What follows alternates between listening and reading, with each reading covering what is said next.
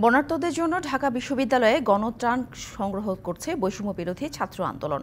এ নিয়ে আরও জানাতে যোগ দিচ্ছেন সহকর্মী মাহমুদুল হাসান নাজিম। নাজিম, আজকের ত্রাণ কর্মসূচি নিয়ে বিস্তারিত জানাবেন।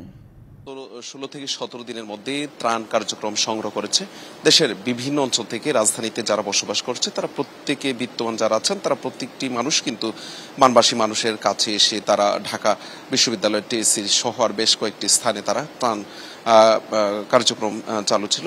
গতকাল থেকে কিন্তু আর চালু হচ্ছে না এবং তারাও গ্রহণ করছে না। যদি আমি এখন বিশেষ করে কুমিল্লা, নোয়াখালী, ব্রাহ্মণবাড়ী অঞ্চলের পানি কমতে শুরু করলেও লক্ষ্মীপুর সহ ফেনীর পানি কিছু কমার কারণে কিন্তু আসলে যেসব যে এলাকাগুলোতে নতুন নতুন ভাবে করেছে সেখানে শুকনো খাবারের পাশাপাশি এখন কিন্তু চাল, ডাল, তেল আসলে এখন বড় চ্যালেঞ্জটা হচ্ছে যেহেতু আসলে পুনর্বাসনের কাজ চলছে, আর্থিকভাবে সহায়তা করার জন্য কিন্তু এখানে যে তো আসলে টিএসসির কার্যক্রমটি আপনি যদি একটু ঘুরানো দেখানোর চেষ্টা করছি, আসলে যে কক্ষটিতে ছিল টিএসসি সেই কক্ষটিতে কিন্তু আসলে ভরপুর বেশ কয়েকদিন আগেও কিন্তু এখানে ত্রাণে পরিপূর্ণ ছিল।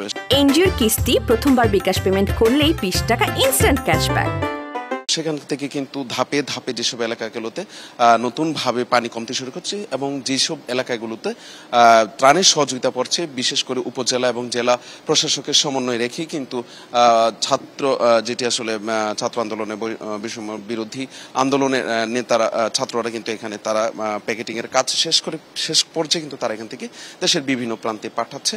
আর যদি আরেকটা কথা বলে থাকি, এখন আসলে মূল লক্ষ্যটা হচ্ছে যে আসলে পুনর্বাসন, যেটা আসলে পানি কমে যাচ্ছে সেখানে কিন্তু পানিবাহিত রোগ দেখা দিচ্ছে। সেই ক্ষেত্রে স্যালাইন থেকে শুরু করে ঔষধ এবং ছোট ছোট বাচ্চাদের জন্য যে খাবারের যে তাদের চাহিদা ছিল সেগুলো আসলে এখান থেকে পাঠানোর জন্য সর্বশেষ প্রক্রিয়াটি এখান থেকে কিন্তু শেষ হয়ে যাচ্ছে। আমি যে কক্ষের মাধ্যমে দেখাচ্ছি সেখানে আসলে রাতভর কিন্তু স্বেচ্ছাসেবী যারা ছিল তারা কিন্তু এখান থেকে প্যাকেটিং করে কিন্তু দেশের বিভিন্ন প্রান্তে, বিশেষ করে লক্ষ্মীপুর, নোয়াখালী, ফেনী, চাঁদপুর এসব জেলাতে পাঠানোর প্রক্রিয়া প্রায় শেষ পর্যায়ে হয়েছে।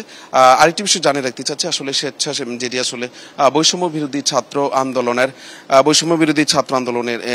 বেলা একটা দিক থেকে 1:30 বা 2টার মধ্যে কিন্তু একটা আনুষ্ঠানিকভাবে কিন্তু একটা সংবাদ সম্মেলন করবেন এবং গণমাধ্যম কর্মীর মুখোমুখি হবেন এবং তারা সেখানে জানাবেন তাদের পরবর্তী কর্মসূচি কি হবে। তো সেই পর্যন্ত হয়তো আমাদের পরবর্তী বুলেটিনে যেটি আসলে যে এই সংবাদ সম্মেলনটি হবে সেখানে বিষয়টি আরো বিস্তারিতভাবে আমরা জানতে পারবো। তো এই ছিল এখানকার থেকে আমার কাছে সর্বশেষ অবস্থান। ধন্যবাদ নাজিম।